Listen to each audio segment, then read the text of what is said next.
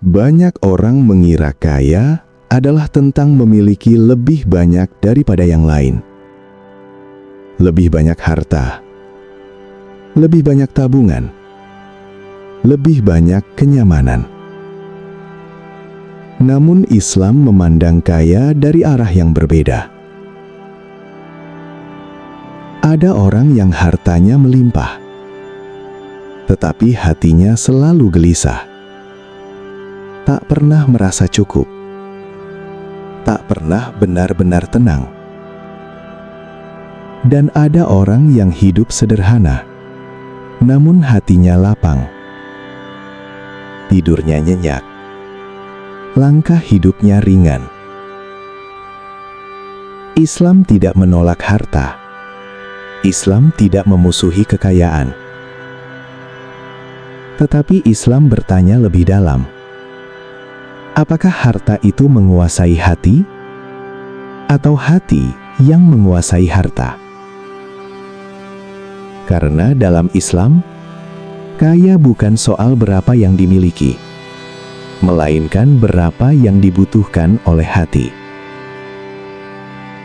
Ketika hati merasa cukup, dunia berhenti menekan. Keinginan tidak lagi berteriak. Hidup tidak lagi terasa sebagai perlombaan. Islam mengajarkan bahwa rezeki bukan hanya apa yang masuk ke tangan, tetapi juga apa yang Allah cukupkan di dalam dada. Orang yang terus mengejar dunia tanpa batas akan selalu merasa kurang, meski dunia berada di genggamannya.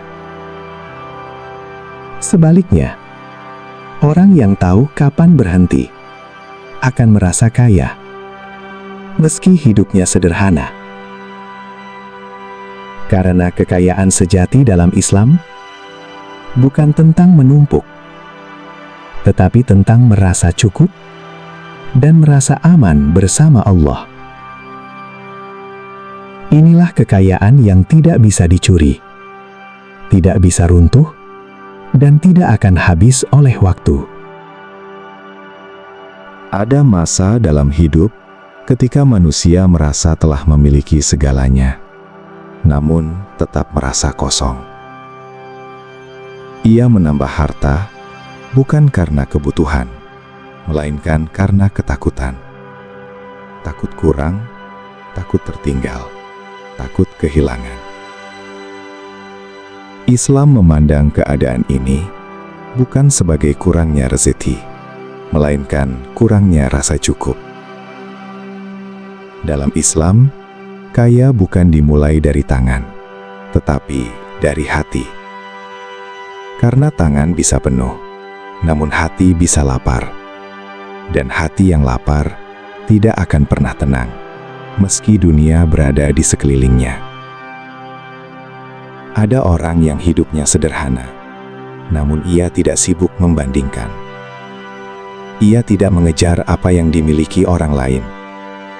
Ia berjalan dengan ritme hidupnya sendiri. Islam tidak melarang manusia memiliki, tetapi Islam menata arah kepemilikan itu. Harta boleh datang, tetapi tidak boleh menetap di pusat hati. Sebab ketika harta duduk di singgasana hati, iman akan terdorong ke sudut. Dan saat iman tersisih, ketenangan pun pergi.